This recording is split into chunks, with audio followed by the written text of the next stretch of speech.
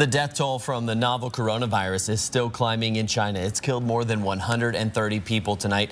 More than 70 people across the U.S. are waiting to see if they'll be added to the 5 confirmed cases here at home.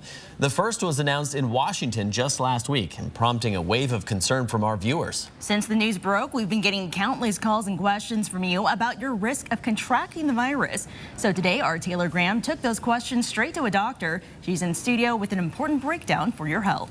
Well, guys, coronaviruses are actually a family of viruses that are common in animals. Now, it's rare for those to spread to people, but it's happened before with the SARS and MERS outbreaks in 2002 and 2012, respectively. The novel coronavirus, though, is different. Most of the time, they're quite harmless, but a coronavirus can become more aggressive.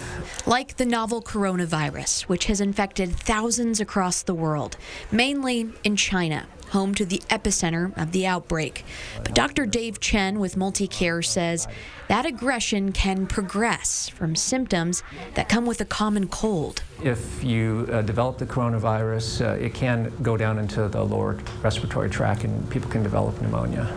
The CDC says early on, many of the patients were linked to a seafood and live animal market. But now, it's spreading from one person to another in China. Usually this is spread from either a cough or sneeze, or if you touch somebody that has the virus.